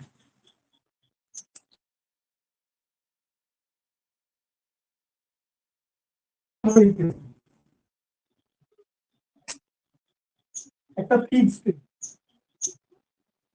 ঠিক আছে, একটা ফিক্সড বিম লোড আছে, সোজা করি লোড আছে, ক্লিয়ার? আচ্ছা, ঠিক আছে। এবারে লোডটার জন্য কি হবে, এখানে দুটো রিয়াকশন আসবে, এখানেও দুটো রিয়াকশন আসবে, এখানে হরাইজন্টাল রিয়াকশন এখানে আসছে না, এই দুটো করে ধরছি আমি এটা বোঝার জন্য, পরে গল্পগুলো আরো করছি। কি হবে এবার দেখো, এখানে আমার কটা আননোন, এখানে দুটো রিয়াকশন ফোর্স আর এ এন এ, আর এখানে আর বি এম বি, ঠিক আছে। এবার দেখো আমাদের কাছে অ্যাভেলেবেল ইকুয়েশন কত আছে, তিনটে, এখানে আননোন ফোর্স কটা, চারটে। তাহলে কি এখানে তুমি এই ইকুইলিব্রিয়াম ইকুয়েশন ইউজ করে এই এই চারটে বার করতে পারো? ইকুয়েশন তিনটে, বেরোবে চারটে? বেরোবে না, আমরা ছোটবেলায় পড়েছিলাম। সো এই যে এক্ষেত্রে যে ঘটনাটা ঘটলো, কি ঘটলো, number of unknown reaction become the মানে become more then the number of available stable equilibrium equation. এই ধরনের কেসকে বলবো আমরা ইনডিটারমিনেট স্ট্রাকচার, এই ধরনের স্ট্রাকচারকে বলবো আমরা indeterminate structure. Clear? Indeterminate structure, ঠিক আছে, ক্লিয়ার? এক সেকেন্ড।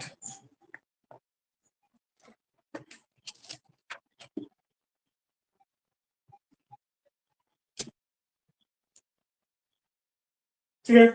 আর যদি যদি আমাদের কাছে যে number of forces, unknown forces আছে, সেগুলো যদি এই অ্যাভেলেবেল ইকুয়েশন দিয়ে বেরিয়ে গেল, তাহলে সেটা হয়ে গেল আমাদের ডিটারমিনেট স্ট্রাকচার।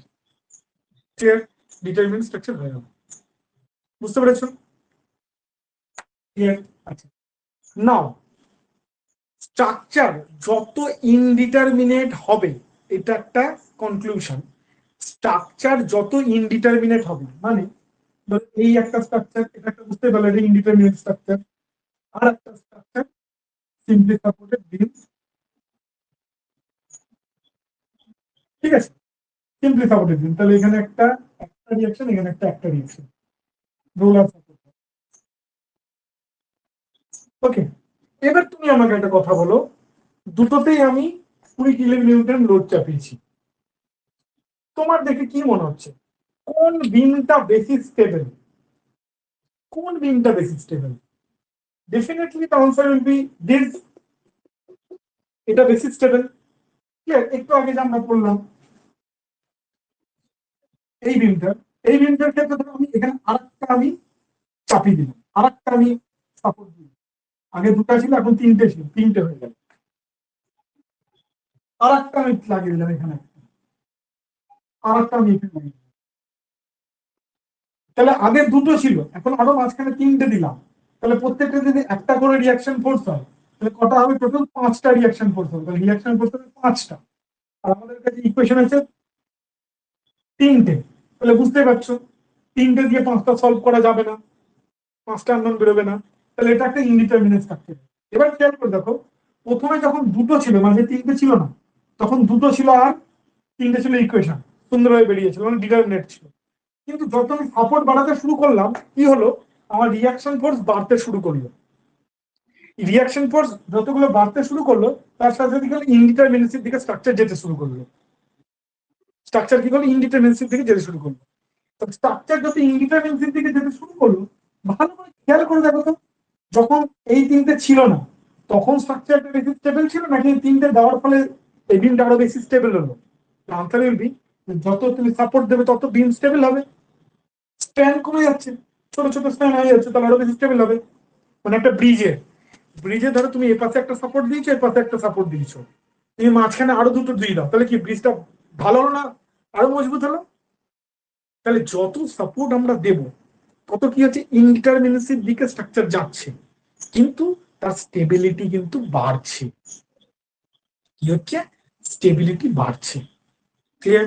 তাহলে স্টেবিলিটি সবসময় ইনডিটারমিনেসি বাড়ার সাথে সাথে বাড়ে। ক্লিয়ার? আর ডিটারমিনেন্ট স্ট্রাকচার মানেও ঠিক আছে, কিন্তু ডিটারমিনেন্ট থেকে যত কমতে জিনিস শুরু করে তাহলে কিন্তু সে স্ট্রাকচার ইনস্টেবল স্ট্রাকচারের দিকে এগোয়। ঠিক আছে, স্টেবিলিটি কমতে স্টার্ট করে। তাহলে বুঝতে পেরেছো, ইনডিটারমিনেন্সি বাড়ছে মানে স্ট্রাকচারের স্টেবিলিটি বাড়ছে। তাহলে উল্টো দিকে গেলে স্টেবিলিটি কমবে, যত ইনডিটারমিনেন্সি কমবে তত স্টেবিলিটি কমবে। ওকে, আবার সমস্যা কি, ইনডিটারমিনেন্ট স্ট্রাকচার হলে সেটা অ্যানালাইসিস করতে সমস্যা, ওই যে অনেক বেশি রিয়াকশন ফোর্স চলে আসছে, অ্যানালাইসিস করতে সমস্যা, মাথায় চাপ। ঠিক আছে, তাহলে ইনডিটারমিনেন্সি বাড়লে অ্যানালাইসিস করতে সমস্যা হয়, কেন কি অনেকগুলো রিয়াকশন ফোর্স চলে আসে যেগুলো বার করতে পারি না আমরা। ঠিক আছে, আর বাট স্ট্রাকচারের স্টেবিলিটি বাড়ে। ক্লিয়ার? এই জিনিসটা আশা করি ক্লিয়ার হয়ে গেল। সেই জন্যই আমরা স্ট্রাকচার স্টেবিলিটি কিরকম আছে এই সবগুলো পড়াশোনা করবার জন্যই আমরা বেসিক্যালি কি করে থাকি, ইউজ করে থাকি, এই ডিটারমিনেন্সি ইনডিটারমিনেন্সি বের করে থাকি। ঠিক আছে, ওকে, এটাই বোঝাতে পেরেছি আশা করি। ওকে, নাও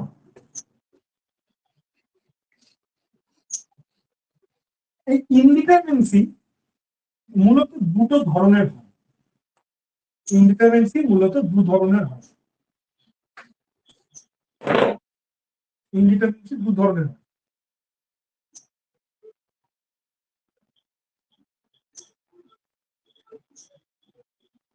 একটা হয় হচ্ছে স্ট্যাটিক ইনডিটারমিনেন্সি,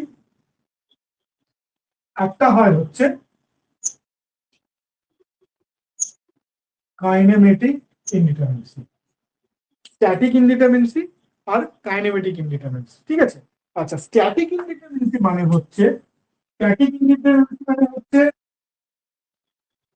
পাতিকথা বস্তুটা স্ট্যাটিক্যালি মানে স্থির অবস্থায় স্টেবিলিটি কিরকম আছে এটাকে যাচ করার জন্য হচ্ছে স্ট্যাটিক ইনডিটারমিনেন্সির গল্প শুনি।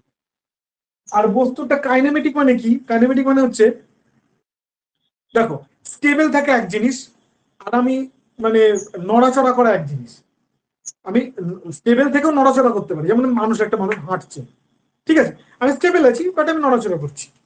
ঠিক আছে, এবার ভালো করে খেয়াল করো, ধরো আমার এখানে একটা দেওয়াল গেঁথে দিলে, এদিকে একটা দেওয়াল গেঁথে দিলে, ঠিক আছে, দুদিকে আমি দেওয়াল গেঁথে দিই। এবার এবার যদি বলো ভাই তুমি নড়াচড়া করো, তাহলে আমি সামনের দিকে যেতে পারবো, পেছন দিকে যেতে পারবো, কিন্তু আমি এই পাশে যেতে পারবো না, এ পাশে যেতে পারবো না, কেন কি এ পাশে আমার দেওয়াল গেঁথে দেওয়া হয়েছে, এ পাশে আমার দেওয়াল গেঁথে দেওয়া হয়েছে। ঠিক আছে, ওকে। তো কি হচ্ছে, এবার কি হচ্ছে, আমার যাওয়ার ক্ষেত্রে এই দুটো দিকে রেস্ট্রিক্ট হয়ে গেছে, বুঝছো, এই দুটো দিকে রেস্ট্রিক্ট হয়ে গেছে। এই যে যখন এবার কিন্তু আমি এই দুটো দিকে যাওয়া আসা করতে পারি। ওকে, তাহলে আমার ফ্রিডম অফ মুভমেন্ট, আমাকে যে মুভমেন্টের যে স্বাধীনতা সেটা এই এই বরাবর আছে। ঠিক আছে, তো কাইনেমেটিক ইনডিটারমিনেন্সিতে আমরা ওই জায়গাটার উপর কাজ করি। কি কাজ করি? will deal about the degree of freedom of joints. ওই যে বললাম ফ্রেম মানে তো এক একটা ফ্রেম একটা জয়েন্ট থাকবে, এই জয়েন্ট গুলো কোন দিকে মানে মুভমেন্ট কোন ডিরেকশন করতে পারবে, এক্স ডিরেকশনে না ওয়াই ডিরেকশনে, তাদের যে মুভমেন্ট করার যে ক্যাপাবিলিটি বা যা মুভমেন্ট করবার যে ফ্রিডম, সেটার উপর দাঁড়িয়ে কাইনেমেটিক ইনডিটারমিনেন্সির আলোচনা হয়। আর স্ট্যাটিক ইনডিটারমিনেন্সি মানে হচ্ছে পাতিকথা, স্ট্যাটিক ইনডিটারমিনেন্সি দুটো জিনিস। স্ট্যাটিক ইনডিটারমিনেন্সি মানে কি বলতে চাইছি, যে আমি দাঁড়িয়ে থাকতে পারছি কিনা, ঠিক আছে, স্টেবল ভাবে দাঁড়িয়ে থাকতে পারছি কিনা, ধর আমার পা আছে, হাত আছে নাকি বা কি আছে না আছে, এটা হচ্ছে স্ট্যাটিক ইনডিটারমিনেন্সির মধ্যে পড়াশোনা। ঠিক আছে, তাহলে বুঝতে পারছো, স্ট্যাটিক ইনডিটারমিনেন্সি মানে হচ্ছে আমি সঠিকভাবে দাঁড়িয়ে থাকতে পারছি কিনা, কারণ আমার দাঁড়িয়ে থাকাতে স্টেবিলিটি আছে কিনা, স্ট্যাটিক্স তার পড়াশোনা হচ্ছে স্ট্যাটিক ইন্ডিটারমিনেন্সির মধ্যে। আর কাইনেমেটিক ইন্ডিটারমিনেন্সির মধ্যে হচ্ছে কি, আমি যখন মুভ করছি তখন সেই মুভমেন্টের ফ্রিডম কোন দিকে রয়েছে, তার পড়াশোনা হচ্ছে কাইনেমেটিক। তো আমরা আমাদের সিলেবাসে, যদিও বা এইটা আমাদের পুরোটা পিএসসি যেই সিলেবাসে নেই, বাট এই সিলেবাসে আছে এবং অন্যান্য জায়গায় এখানে পরীক্ষা দিতে পারে, প্রশ্ন দিতে পারে, এবং বলা যায় না তোমাদের ইয়েতেও দিয়ে দিতে পারে, পিএসসি যেইতেও দিয়ে দিতে পারে। ঠিক আছে, তো আমাদেরকে একটুখানি এটা একটু পড়ে নিতে হবে। আমরা পড়বো স্ট্যাটিক ইনডিটারমিনেন্সি নিয়ে ডিটেলে পড়বো, এটা আমরা পড়বো না। কাইনেমেটিকটা নিয়ে পড়বো না, ঠিক আছে, স্ট্যাটিক ইনডিটারমিনেন্সিটা নিয়ে আমরা পড়বো। ক্লিয়ার? স্ট্যাটিক ইনডিটারমিনেন্সি কার কার উপর পড়বো? বিমের দেখবো, বিম, ট্রাস এবং তোমার হচ্ছে রিজিড জয়েন্ট ফ্রেম। তাহলে স্ট্যাটিক ইনডিটারমিনেন্সি কিসের উপর আমরা পড়াশোনা করবো? বিমের দেখবো, বিমের বার করবো, কিভাবে বার করতে হয় বা কি। আচ্ছা, আমরা পড়বো কি ট্রাসের ওপর করবো, আর একটা কিসের ওপর করবো? ট্রাসের ওপর করবো, আর একটা করবো হচ্ছে তোমার রিজিড জয়েন্ট ফ্রেম, মানে পিন জয়েন্ট ফ্রেম বা ট্রাস, আর রিজিড জয়েন্ট ফ্রেম বা, ঠিক আছে, এই জিনিসগুলোর উপর আমরা ইনডিটারমিনেন্সি বার করবো।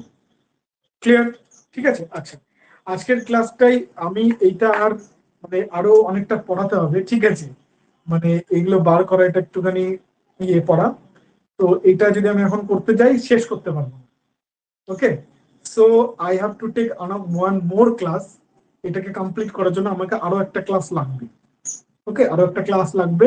সো আমি এই ফ্রাইডে, ঠিক আছে, এই সপ্তাহে উইকেন্ডে যে দুটো ক্লাস আমরা নেব, সেই দুটো ক্লাসের মধ্যে আরো একটা class will be extra class for strength of material.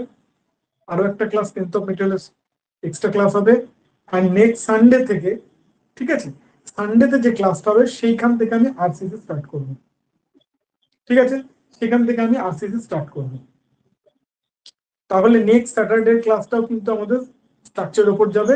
তারপর রবিবার থেকে, স্যাটারডে বা ফ্রাইডে যাইনি না কেন, রোববার থেকে আমার হচ্ছে আরসিসি ফ্রেশ ক্লাস স্টার্ট হবে। ঠিক আছে, তাহলে আজকের ক্লাসটা আমি যেহেতু শেষ করতে পারছি না, তাহলে একটুখানি পড়িয়ে তাহলে তো খোঁজ ধরিয়ে লাভ নেই।